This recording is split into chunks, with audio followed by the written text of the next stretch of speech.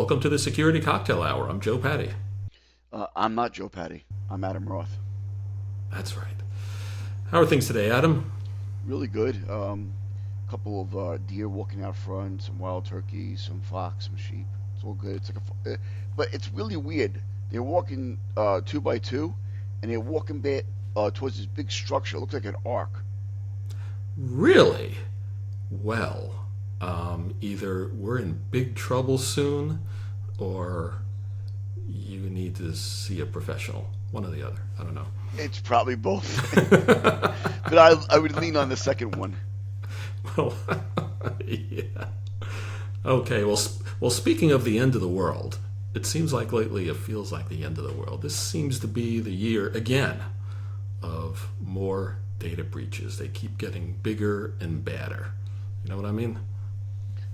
There's no doubt about that. Breaches are not going away, and I think even though we think there's a lot of them, there's going to be a lot more. There's no way to prevent your data from getting out there other than maybe sitting in a cave and writing everything on paper. Which I've thought about, but we're going to get into that today. What, But caves and purchasing caves? no data breaches. Oh, But sorry. we'll start another channel or podcast for cave living. That'll be something new. But before we do that for this channel, please everyone on Spotify, follow us, comment, tell your friends, and on other podcasting platforms on YouTube, like, subscribe, follow, comment, share. We're really trying to. What Threaten. else? Threaten. Threaten, but we have nothing to do with it.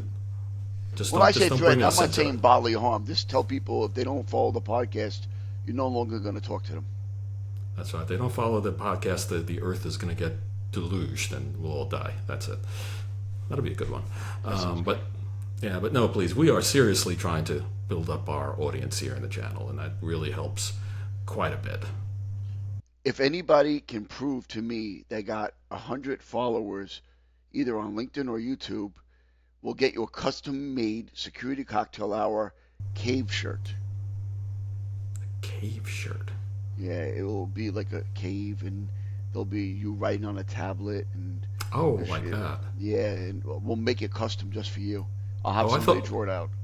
Oh, I thought you meant like one of those Fred Flintstone outfits with like our logo on it or something. I might come on the next podcast wearing that. Keep That'd in be kind mind. of cool. Save Keep it, in save mind. it for Halloween. Yeah, I was We just need gonna say, keep in mind, ideas. Halloween's Yeah. coming soon. That's right. We need another Halloween I might episode. wear the Fred Flintstone costume for our Halloween edition. Cool. All right. Excellent. But for now, we're talking about breaches. So here's the latest rundown of the big ones. There have been a couple of big ones. There's been this National Public Data, which is a company that most people I think have never heard of, and most people have no idea that they had their data, because they do background checks on people. Like, you go to get a job or whatever, they do a background check on you, and they collect all this data. So they did the nice job of collecting all this data, getting it together, making it easy for people to buy it. And guess what happened?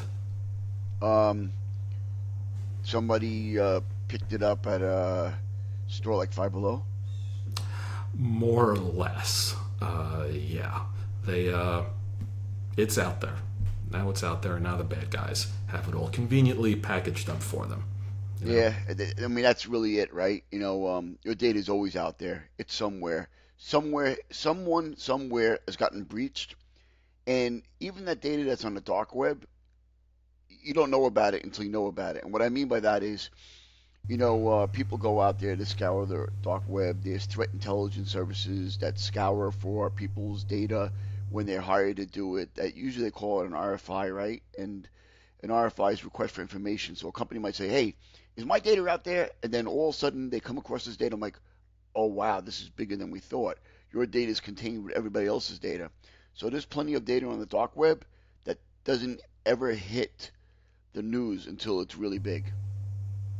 Oh yeah, well this MPD one, I think they were saying it actually happened back in April. It's actually pretty old, and they're just around now getting to Billions tell and billions everyone of about it. records. Billions and billions of records. That kind of Billions scary, and right? billions. So, I mean, a record could be 20 different pieces of data, but We have what, 350, maybe 400 million the most in the US. Let's just say 400 million people and we have billions of data. That pretty much means that everybody's data has been compromised that has some kind of data. Like in the US, it's social security numbers. In other countries, it's unique identifying numbers of your of who you are. Other people have sort of social security numbers. Yeah. So pretty much every civilized country probably has gotten compromised if they do background checks on them. Yeah, well, was it May Brooks who was on the show who said like her Israeli ID number has been compromised so many times she doesn't even worry about it at this point, Yes, right? Yeah, that's and true. we're not that far off. Don't think we're so good, but yeah, and like you mentioned the numbers. I mean, I've read some articles. It's kind of funny. We know that a lot of people in security don't understand, or people who are not in security don't understand a lot of the stuff. But I've heard some people writing comments like, "They say 3 billion records were stolen. But how is that possible? Does that mean half the planet? How can that only be the United States?" It's like, well, it's more than one thing for each person. There are multiple records or multiple pieces of information about you. Yeah, I mean, then that's exactly it, right? But just keep in mind, if you're a North American country like Mexico or the U.S. and or Canada, and you come to the U.S. and you have property here, or you're buying something here, they're still going to do a background check on you. Just because you're not American doesn't mean you can't have a background check. In other countries, you can do also credit checks and on yourself. And if, for example, my wife is she was naturally born in another country. In order for her to get a credit check, to get like a background check or credit check, she has to go to that bank, and that bank that's contracted by that country to do background checks and credit checks. So very easily, if your information is compromised in a bank that's located in the U.S. but is handling other countries, your data can very easily be stolen. Oh yeah, totally. Yeah, don't the tentacles of the U.S. reach out everywhere. We'll screw everyone, but And also keep in mind, if you have a credit card and you're going to other countries, that credit card's accepted in other countries, which means that credit card can also be gotten in other countries, whether it's Mastercard or Visa. We're not the only country with credit cards. we're not. No, No, just letting you know. we're not. I use credit cards. I only use credit cards in travel. Who uses a traveler's check anymore? Who even uses cash? Do you Like, remember those days? I remember those days when you used to traveling, get. what a pain in the ass. I want to get $1,000 in American Express travelers checks. Remember those days? That was universally Yeah. accepted stuff. Oh yeah. Well, I'll tell you. I went to Europe for the first time in a long time post COVID, and it used to be you'd go to a country like Italy, where they were never really big on tax compliance, like a lot of cash going on, and they went totally the opposite way. Now they don't take cash anywhere, and it's tap to pay Yeah, I like was just gonna everywhere. say, You, yeah. you see some dude on the street, yeah, he's got one of those little things to take phone payments and stuff, and Well, it's better.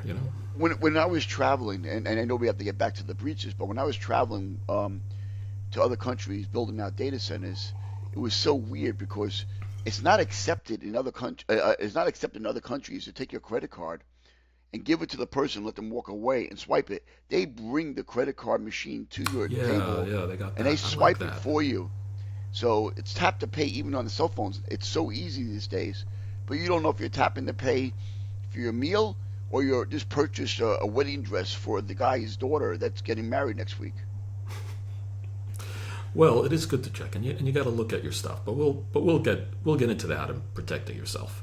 But because I did do a clip where I said use tap to pay. Tap to pay is much safer than giving someone your credit card. Anyway, so another breach, Change Healthcare, another company that nobody's heard of. Well, for the most part, I had never heard of it. And they do some kind of service for healthcare providers, hospitals, doctors, whatever, some kind of processing, whatever. They're basically a third party, and they lost what, hundreds of billions of millions, not billions, hundreds of millions of records. I saw one thing that said a third of the U.S. population has their personal data and also healthcare information. PIIs, HPI, yeah. PHI. PHI, sorry, yeah. Right, personal healthcare information. They well, it's out there. And It's that's out. It's really for getting sale. personal, right? Because Yeah. a lot of that relates to diagnosis and healthcare codes and possibly even notes on some of the things that you've had, and some of it's really personal. I mean, you know, there are organizations before they hire you, they'll ask you, which I don't know the validity and the legal part of it, to release your medical records depending on what type of job you're doing, and that information could be in there. Even firearm purchases require that they check with your state's mental health to see, whether I'm not saying right or wrong. I don't want to get into the politics whether it's right or wrong. But the point I'm making is you're releasing your health information to an agency that we're hoping safeguards That's right. anything that you have. So all politics aside about weapons, I'm just saying that you got to release your information to a government agency, and if that information gets compromised in a breach, what are you going to do? There's not much you can do. That's right. And if you think that, oh, it's the government, they're going to take care of my stuff. They're very skilled. Yeah, just Google government breaches. you know, there have been some very big ones. So here's how this came up. Right.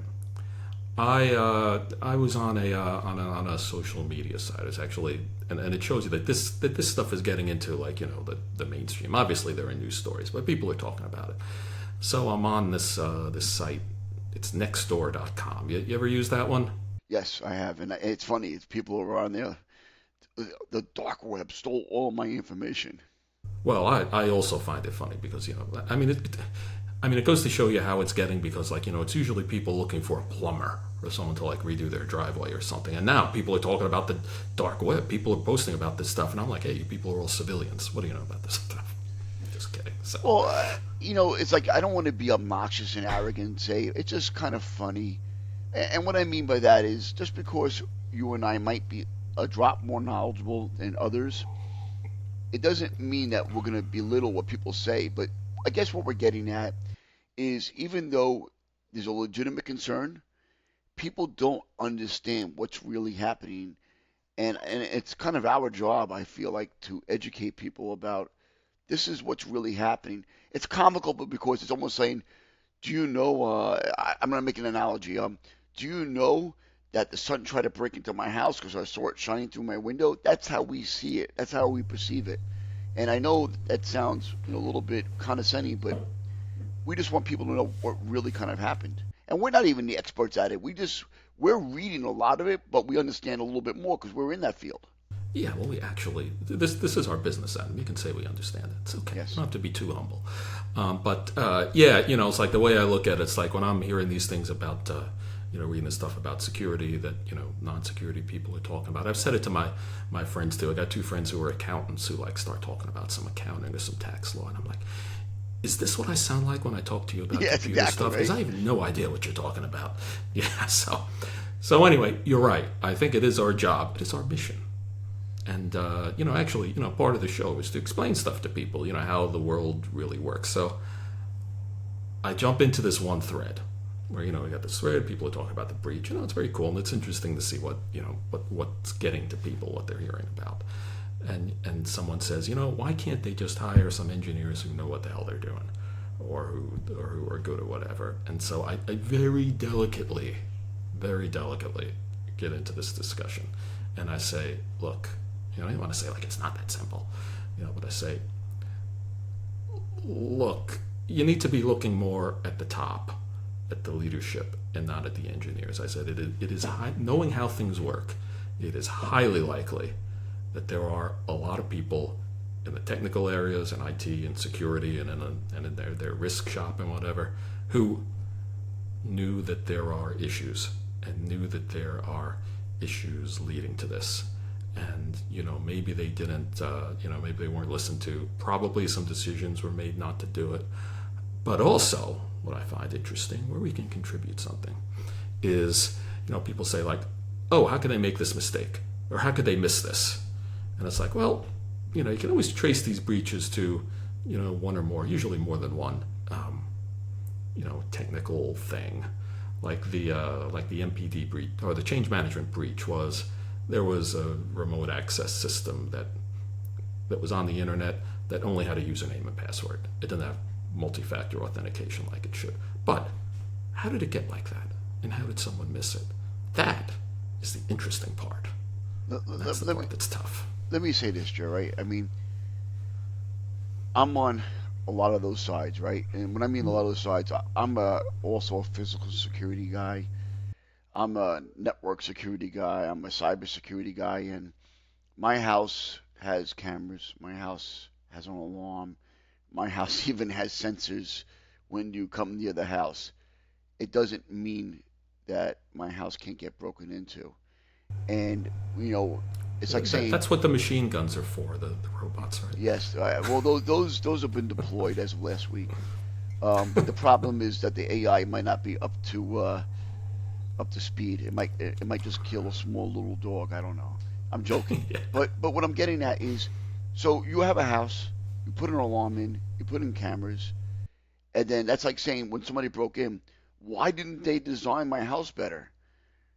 You're empowered to add as many layers of security you want, but how much money do you have? And how much security you're going to put? And the more security that you put into anything, whether it's a network or a device or a server, the more cumbersome it can get. And they kind of call that security through obscurity sometimes too, as well, right? Um, so I can build a house with brick doors and steel, I mean brick house or steel house and steel doors and double locks and everything else and multi-factor authentication with fingerprints and retina scans. But you know, okay, now you do that. You just spent $10 million on a home, and you can get in. It takes you 30 minutes to get in. It's kind of the same in a network or or thing, or a business. You build out this incredible security. You put in 4 firewalls and this and that, but the complexity is you got to manage it. And then you as a customer, when you subscribe to that healthcare company or whatever it is, and then you get pissed off that you're paying $9,000 for a bottle of aspirin because they're protecting your security, there's gives and takes. And I'm not saying that you shouldn't have good security. I'm saying you should. And there's a middle place where you can meet, but you still got to maintain it. And that's the point I think we're making. You got to know where your openings and where your vulnerabilities are. And sometimes there's those unknowns. That's the last thing I'll say about that. You can't know about every vulnerability because you don't own or build all that equipment. That firewall, that server might have a vulnerability that exists that you'll never know about. Yeah, well, that's right. I got into a couple things there, that I wanted to talk about too, which was, it's like you say, like you're protecting your house or whatever. It's not, there's the cost, obviously. And the cost, get pushed to customers now. Companies, of course, can be greedy. They don't want to spend whatever. They make decisions on what they think is the best for them. Unfortunately, you got to remember that when they talk about the cost of security measures, they mean the monetary cost to them. But when they talk about the cost of a breach, much of the cost goes to the customers. They pay the price. It's their data getting out. And very often, remember, in these 2 breaches we talked about, you're not actually their customer. It's, another party. So there's a lot of kind of buffering and indirection there. But also, you've got the situation where, like you were talking about in your house, it's like, okay, you got your house, you want to protect it.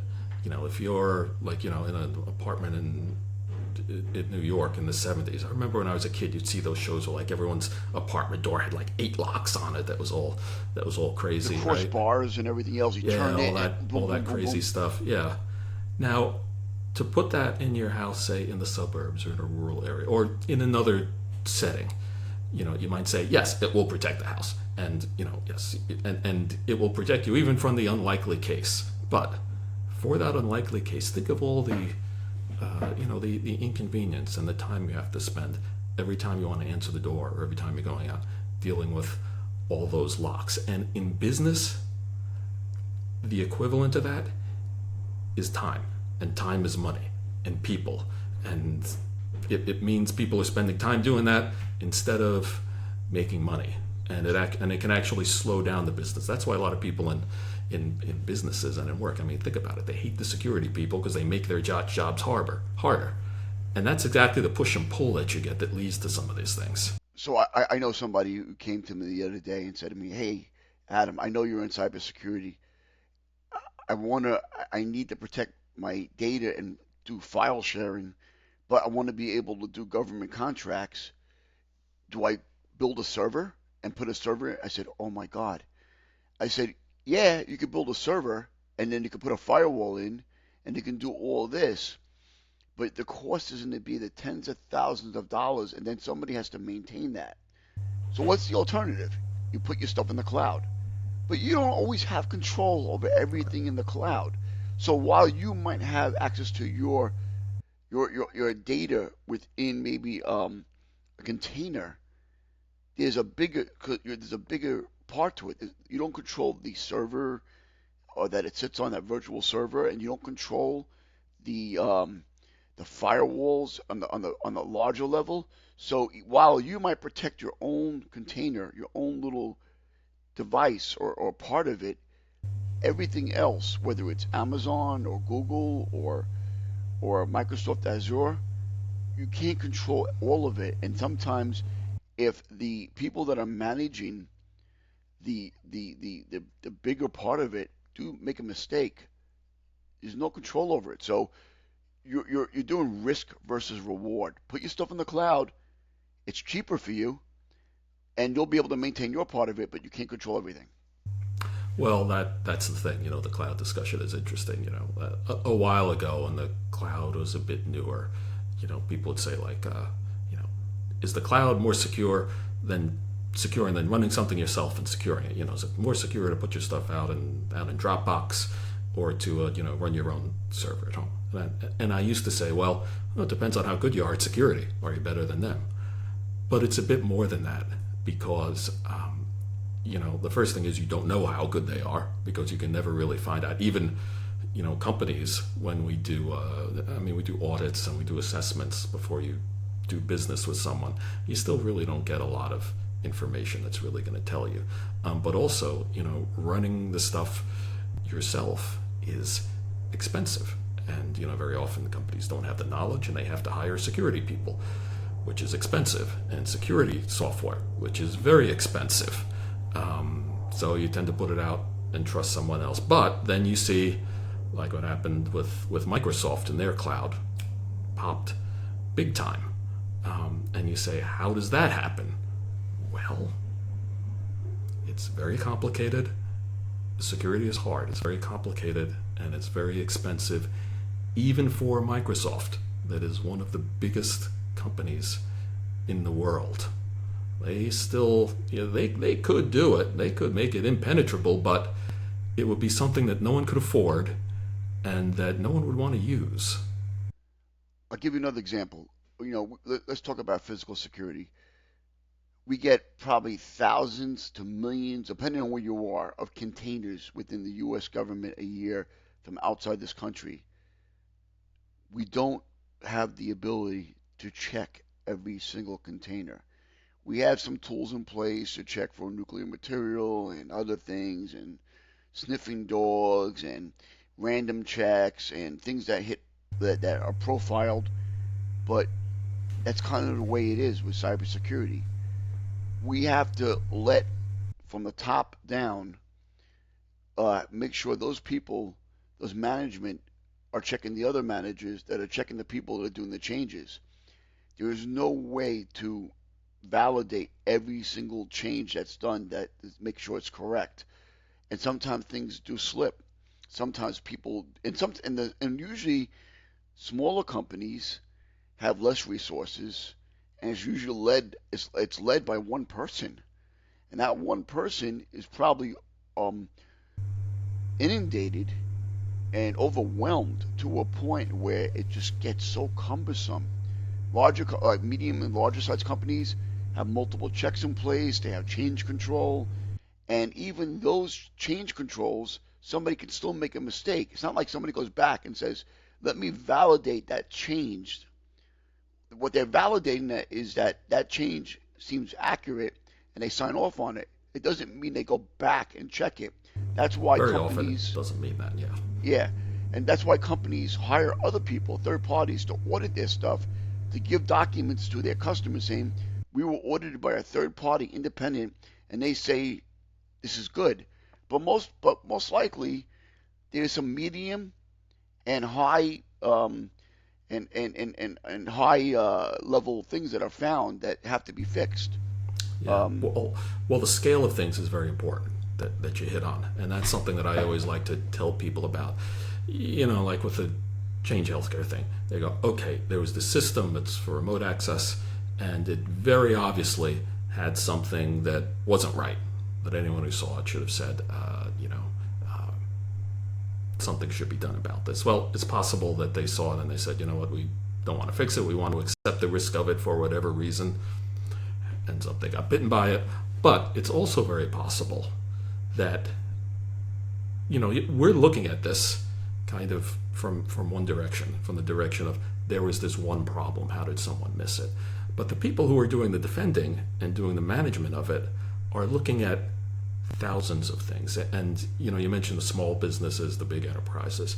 In a small business, you know, that even has maybe one IT person, you'd be surprised at how fast the complexity of things grow, even in a small company, and all the things you have to do and keep track of to secure it. And as you get to an enterprise, it's huge. They may have tens or hundreds of thousands of things that they need to check regularly. And remember that they're constantly making changes. Things are not static. They're constantly changing. There are new vulnerabilities constantly coming in. They're always being touched and tweaked. And finding the errors in that is actually very difficult and very expensive. And, great.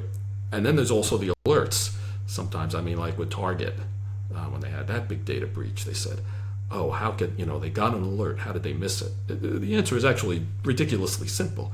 It's because that one thing was a fairly low priority thing that came out against the background of thousands of other things that were very similar. And how do you know it was that one?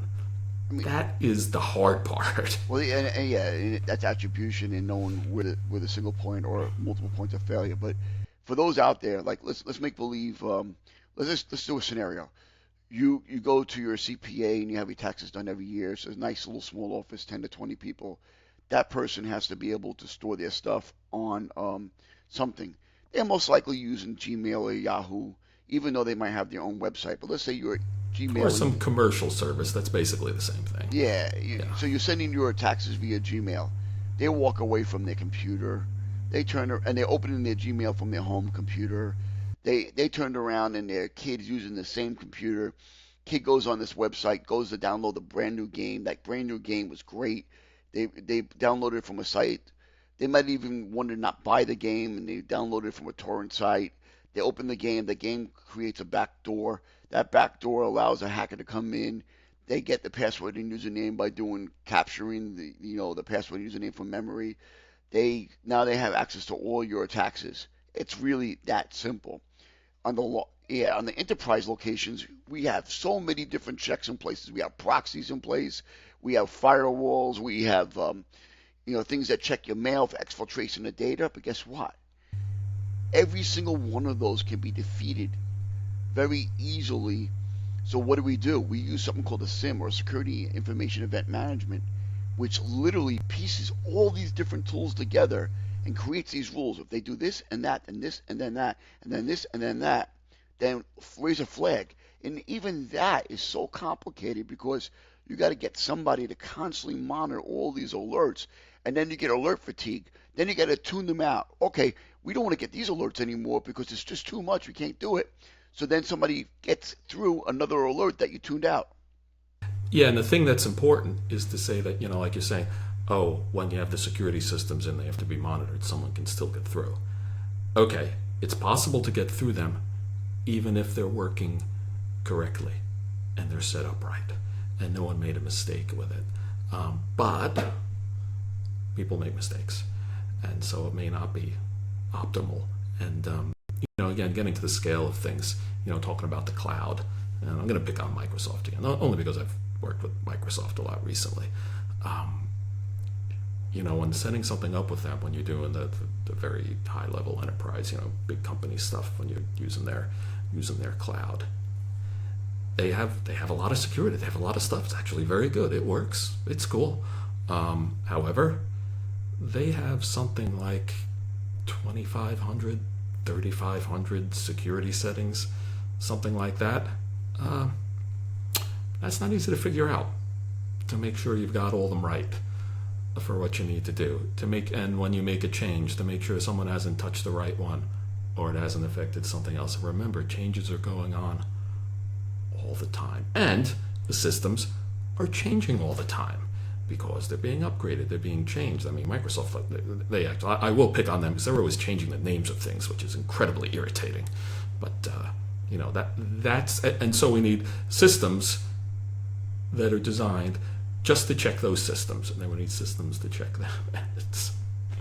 It gets very expensive, it gets very complex, and throughout all of this, people still need to do business. Your accountant still needs to do his accountant. Your lawyer still needs to do his lawyer stuff. They're not going to spend all day doing this. So we're gonna make it even simpler than that, which is actually really more complex. And what I mean by that is this: the most failable part of any cybersecurity program, I believe, is usually the layer 8. And we call layer 8. There's different layers of the OSI Yeah, stack. you got to explain that Yeah, one. I am. So everyone knows how clever you are. But Yeah, I'm real clever. We get very, so there's a thing that they teach you in school. It's like almost like saying, I went to school to learn calculus and I never ever used it in my life. Well, there's a 7 layers of how communication is, starting at the physical layer and then going all the way up to the application and layers and stuff. But there's a layer. Hey, Yeah, go just to ahead. be clear, when we're talking about computer networking, there's something called, like you said, the 7-layer model, and it starts at the bottom with the actual wires and stuff that you're plugging in, and then there's software on top of that, and software on top of that, and Yes. software on top of that, Thank and you. and by the time the stuff that you see, like when you put in a URL like HTTP, whatever, that's basically the top level. So there's a But layer above. then, Yeah, go ahead. No, I'm gonna steal no, your you go. thunder. It's your thing. So the layer above that's never defined is called layer 8, and that's called the human layer. And the human layer is the most failable part, including myself, including Joe. So what Speak for happens yourself. is, if somebody really wants your data, they're gonna see what they can do to convince anybody. And guess what? It's not always the secretary or the janitor or the person answering the phones that gets compromised. It's people like us. Somebody calls somebody like us and says, I'm blah blah blah, and we need access. And they're saying, how stupid can you be? You're a cyber guy. But now with I can maybe call Joe and get enough information about Joe, and then use my someone can use my voice as if I'm me, and then call Joe and say, hey Joe, remember that episode that we did? Can you send that to me along with the password and username to the file? I don't have access to it right now. And Joe might say, wait, it sounds like Adam. It probably is Adam. He even mentioned things that we normally talk about that most people wouldn't know, but those people did a lot of social searching and got a lot of information about us, pieced it together, used some kind of AI with voice to copy my voice and my enunciation and my Brooklynese, and now Joe's convinced it's me, sends the file over along with the password and access to it, and now the person got access to everything. That's right. You know what? If someone impersonates Adam, all he's got to do is make a random statement about, PISM, like physical Security IT information. integration, and I'm like, that's Adam. Only Adam would say that. No, but you're right. I mean, even IT people, even security people who are trained are, vulnerable. Available. This is a cat and mouse game, and like we say, it's not just the people who are trained who are vulnerable. It's not just the people who are smart or anything. Smart people get tricked by this all the time. These people are pros who go CEOs. after it. Oh, CEOs. executives are the worst. Executives because they're the bad guys know exactly how to push their buttons. They're very skilled at it. There's several CEOs or CFOs or CXOs, some kind of C something O, that have wired money, 40 million, 30,000, just to other people because, hey, guess what? Remember that, acquisition we're doing? We need money right away. And like, well, most people don't know about that acquisition, but the person, the hacker, the threat actor, was able to get that information and kind of convince somebody to wire money. Just, we worry about spending $500 on something. They wire 10, 20 million, often like it's nothing. So, like, how could somebody send 10 million by mistake? It's pocket change sometimes to them. Well, also we should get into a little bit about how they do it. When you're talking about like an executive, how could he make a mistake ordering someone to wire all this money? It's like, well, like I said, they push their buttons and they know what to do. They need to be like, this is for a big client, and they'll put urgency on it. There's pressure. There's no time to check. You got to send it now. We're going to lose this. Or there's a regulatory thing. They prey on all the things that they know are on those people's minds. Basically, when you see like the gift card scam, that is very obvious to a lot of people. Someone says, I'm stuck here. Get an email from someone that says, I'm stuck here. I don't have my phone. My phone's dead. I'm borrowing this computer, whatever, and I need money, or I need this. Send me all these gift cards, and it has to be now. You're going to see the signs like it has to be now. It's going to be for a client. It's going to be your boss or someone who you're, is an authority figure or something.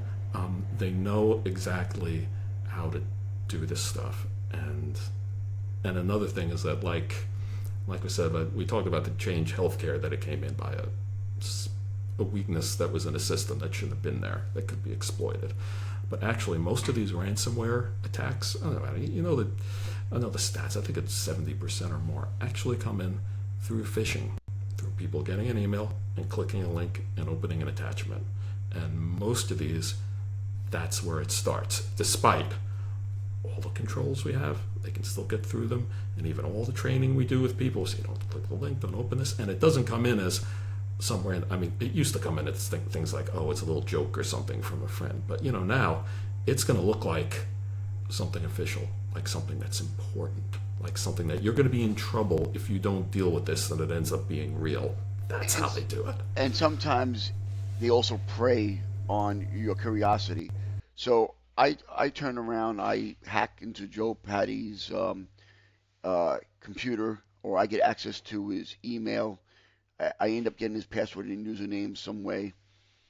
I'm in his email, and I find an email that was sent by me, and I do a reply, and it looks like it's coming directly from his own email. And I say, check out these vacation pictures, or check out these new logos, or something. He's like, oh, I'm curious. He opens it up. That picture allows a vulnerability, creates a backdoor or Trojan back to a command and control where somebody on the other side can start accessing the system. It's really that simple sometimes. Somebody got access to somebody else's email. The email looks legitimate. You hover over like, this really is his email. This really is coming from him. Real. I've looked at the IP address. It's the Right. same IP address. That's right. If you have your security people check it, they're going to say, yeah, this is real. That's legit. And it is. So But it got stolen. And what we always recommend is if that email looks a little bit fishy, even though it looks legitimate, you call the person that you know at a legitimate number. Don't look at the signature at the bottom and call that number. Like, for example, email comes from, let's make it up, NYPD. It looks like a real email from NYPD. And you call the main number and say, can I speak to that person that sent me this email? At least you can turn around and validate. I'm not saying NYPD got compromised or whatever. But I'm saying is, it came from uh, your doctor's office. It came from, UPS. It came from somebody. Take that email, call back the number that you Googled. Make sure that's a legitimate site, because guess what? People can put things at the top of your Google search too, and you'll think it's real. Find a way to validate it's really the number. Call that number and do that, and see whether or not that email is legitimate, because a lot of people get compromised, and it comes from a law firm. Guess what? You have a subpoena. You're in trouble. That's right. You're in trouble. Yeah. Do this or you're in bigger trouble. That kind of thing. That's how it is. So, To summarize, how do breaches happen? Well, a lot of different ways, but many of them boil down to the fact that stopping them is difficult and expensive and inconvenient. And the bad guys are very good and are always working on new ways and know how to, all the vulnerabilities, human and otherwise, they can exploit. And kind of the next thing is, and companies that are trying to make money and be profitable, and government agencies are not often really good at doing things that are difficult and expensive, that are not really their business, you know. And that is the tricky part. And that's why these happen, and that's why they're going to continue happening, unfortunately.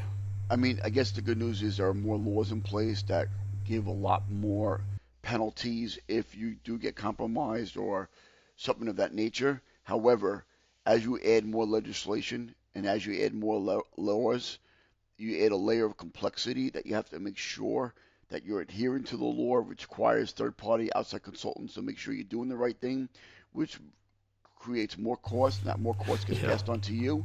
At the same time, it's like we want more protection. It's almost the same as like, well, guess what? I'm a New Yorker. Joe, for the most part, is a New Yorker, right? We live in the tri-state area. We want more protection. There's a lot of bad things going on. We're worried about terrorism. But will you get upset when there's a gun check or a baggage check or something going into the subway and now you're on a line waiting a longer period of time? Are you willing to give up a little bit more freedom for a little bit more protection, or do you want less protection and more ability to move around? And that's that fine line. It's the same thing with your computer systems. It's the same thing with protecting your data. Are you willing to go through 3 or 4 steps to get to your data, to get to your vendor, to get to your website, to get to your bank account? Oh, I got to put in a PIN. I got to hit a push button that it says I'm really that person. This sucks. I hate it. But then, you become more vulnerable so it's a fine line.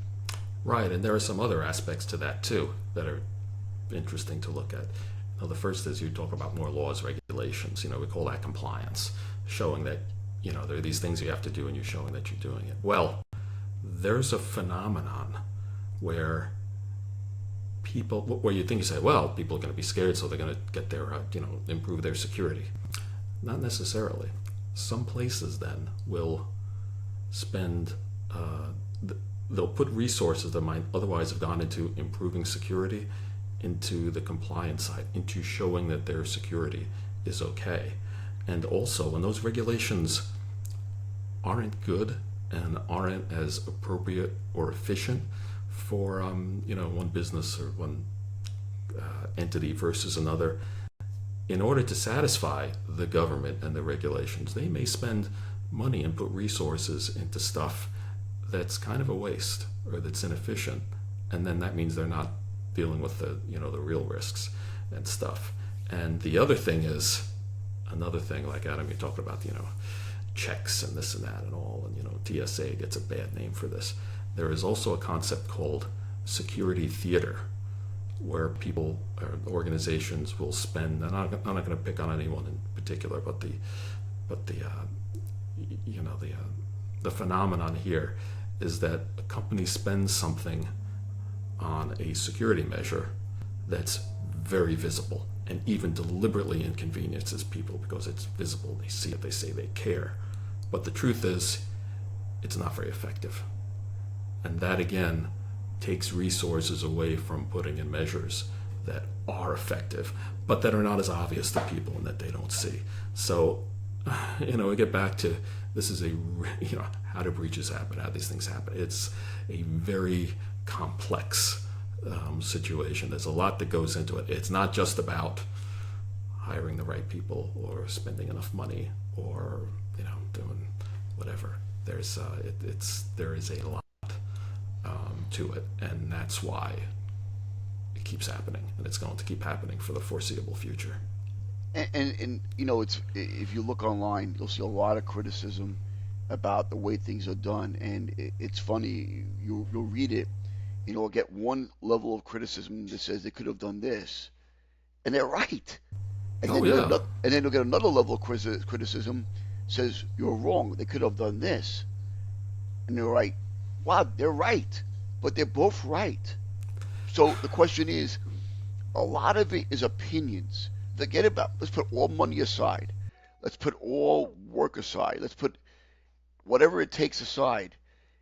There are so many ways to do things, but what we don't think about is the resolve, how determined a threat actor is. And some of these threat actors are nation states, which means that's a government. And that government has such a large amount of money, almost bottomless pockets to do what they want. For example, Natanz, I believe that's the name of the nuclear facility that was compromised, and they had an air-gapped network. How many millions of dollars went into that mission to compromise that site? If somebody wants something and they have that resolve, they're going to get it.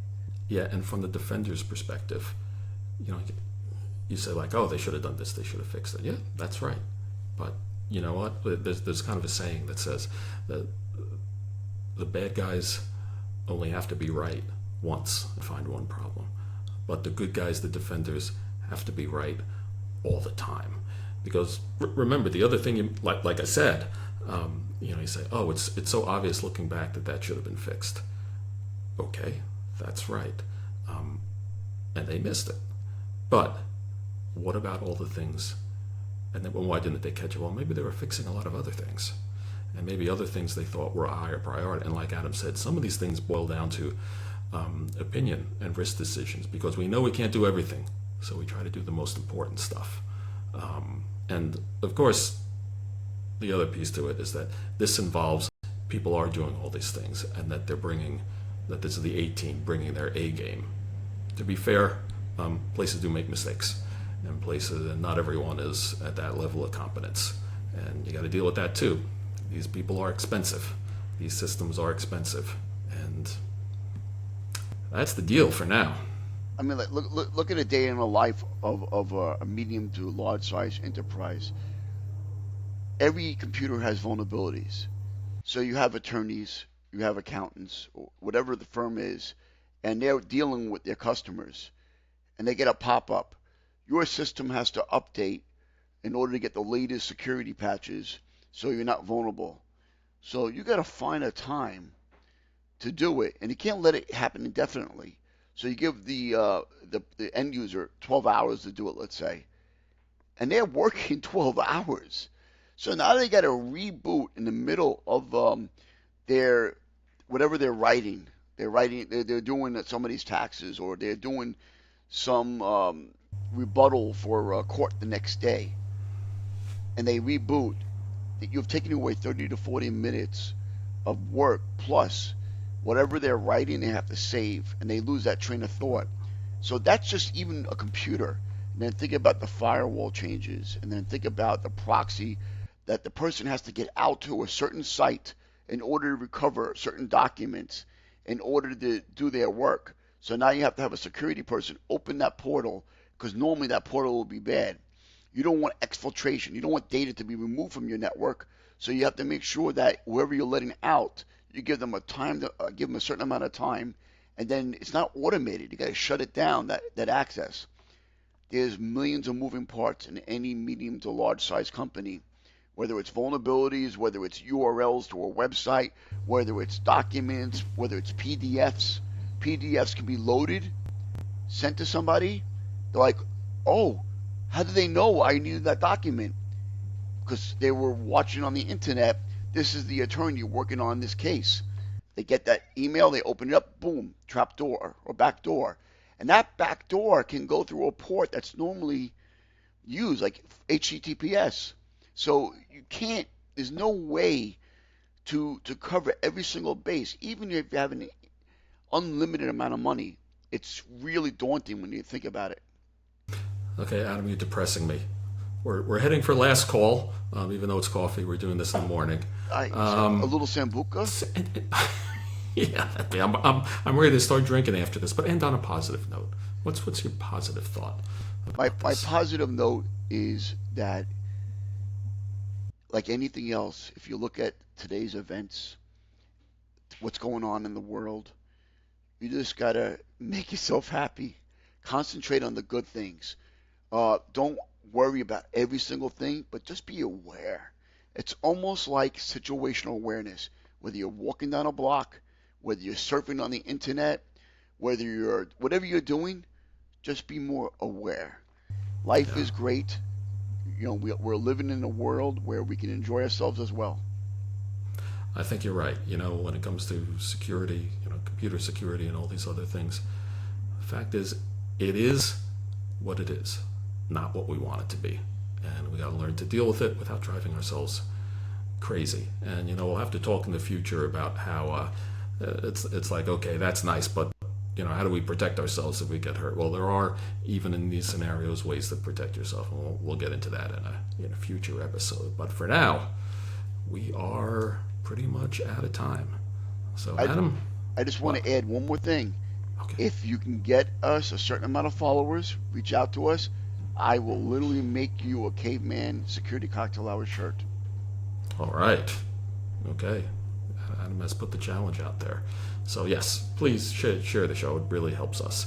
And have a safe day. And Support the try to mission. enjoy your day. That's right. Support the mission. All right. Take it easy, Adam. Take it easy. Bye, everyone.